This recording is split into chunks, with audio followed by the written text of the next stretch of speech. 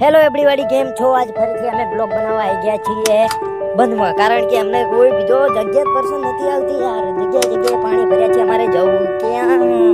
વિદેશના અને અમારા ગામના પડખેના માણસો ભાઈ ટ્રેક્ટરમાં, ટોલીઓમાં, રિસ્કાઓમાં, ગાડીઓમાં સામાન નાખીને અમારા ગામમાં પહોંચ્યા છે.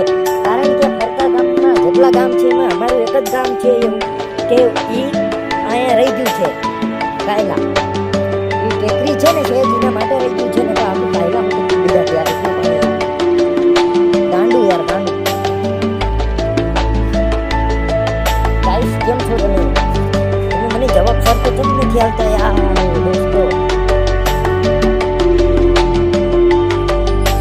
ગાઈસ, તમને તો સમજ પૂરો હોય એના હાલાત જોઈને આપણે સમજી જવાય. સમયને માન દેવાય. આજ એનો સમય છે તો કાલ આપણે આવી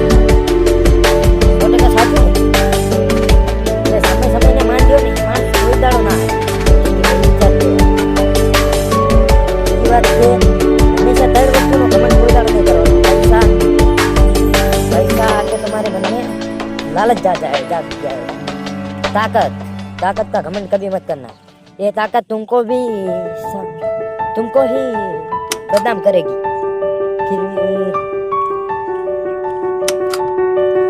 गाइस, दूसरा तो कोई पता नहीं है मेरे को, वैसे दोनों का पता था, तीसरे का मेरे को पता था पर मेरे भूल गया हूँ यार.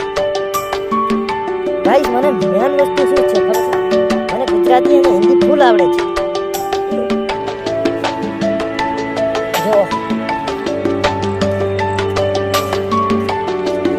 સવારમાં આવી જાય છે. કેટલા વાગ્યા? 7 વાગ્યા 9 મિનિટ. ગાઈસ, સંડાસ જવા આવ્યા છીએ પણ સંડાસનું નામ મળી જાય છે પણ એમાં પાણી ભરેલું હોય આપણને ફાવે.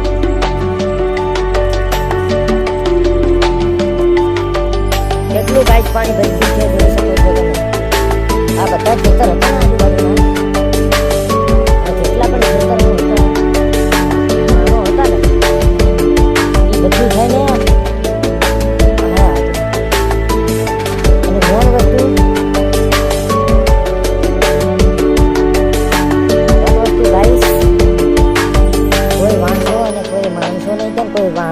જવા નથી દેતા પોલીસવાળા. એ મને બહુ સરસ લાગ્યું, સારું લાગ્યું. કારણ કે અત્યારે હાલત જોઈને બધા પોલીસવાળા એકબીજાના સપોર્ટે થઈ ગયા છે કે અમને હાલવા ના દેશો. કોઈ માણસો અરે આટલું પડ્યું હતું તો કોઈ વાંધો નહીં. કોઈક માણસો તો યાર મેં છત્રી ઘાલીને માછલા કાઢે છે. બોલો એ કેટલા માથા બારીએ છે.